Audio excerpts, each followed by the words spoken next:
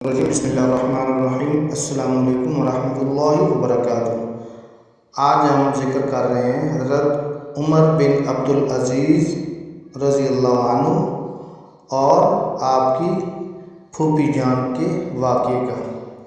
حضرت سیدنا عمر بن عبدالعزیز رحمۃ اللہ علیہ کی خلافت کے بعد آپ کی پھوپھی صاحبہ، آپ کی اہلیہ محترمہ حضرت فاطمہ بنت عبدالملک رحمۃ اللہ علیہ آپ کے پاس آئیں اور کہا، امیر المؤمنین میں کچھ کہنا چاہتی ہوں۔ حضرت فاطمہ رحمۃ اللہ علیہ نے کہا، ذرا تشریف رکھیے، امیر المؤمنین ابھی مصروف ہے۔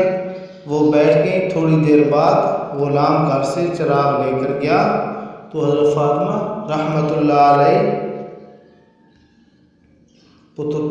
بیٹھ گئی۔ تھوڑی دیر بعد غلام گھر سے چراغ لے کر گیا تو حضرت فاطمہ رحمۃ اللہ تعالیٰ علیہ نے کہا، آپ امیر المؤمنین فارغ ہیں، آپ ان سے بات کر سکتی ہیں۔ ان کا یہ معمول ہے کہ جب تک مسلمانوں کے کام میں مصروف ہوتے ہیں تو سرکاری شمع جلاتے ہیں، اور جب اپنا ذاتی کام کرتے ہیں تو گھر سے چراغ منگوا لیتے ہیں۔ پھوپھی صاحبہ امیر المؤمنین کے پاس گئیں۔ وہاں دیکھا کہ آپ رحمۃ اللہ علیہ شام کا کھانا تناول فرما رہے ہیں۔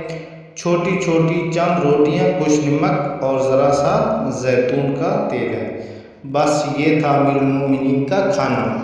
پھوپھی صاحبہ نے کہا، امیر المؤمنین میں تو اپنی ضرورت کے لیے آئی تھی، مگر تمہیں دیکھ کر مجھے احساس ہوا کہ اپنی ضرورت سے پہلے مجھے تمہارے مسائل پر کچھ کہنا چاہیے۔ امیر المؤمنین نے کہا، فرمائیے پھوپھی جان۔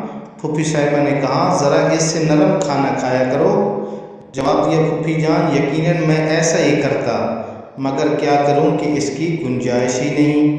اس کے بعد پھوپھی صاحبہ نے کہا، تمہارے چچا عبدالملک مجھے اتنا وظیفہ دیا کرتے تھے، ان کے بعد تمہارے تایزاد بھائی ولید اور سلمان آئے تو انہوں نے اس میں اضافہ کر دیا، اب تم آئے تو میرا وظیفہ ہی بند کر دیا۔ آپ رحمۃ اللہ تعالیٰ علیہ بولے، پھوپھی جان، میرے چچا عبدالملک، چچا زاد بھائی ولید اور سلمان آپ کو مسلمانوں کا مال دیا کرتے تھے، اب یہ مال میرا تو ہے نہیں کہ میں آپ کو دیا کروں، آپ چاہیں تو ذاتی مال سے، میں اپنے ذاتی مال سے آپ کو کچھ دے سکتا ہوں۔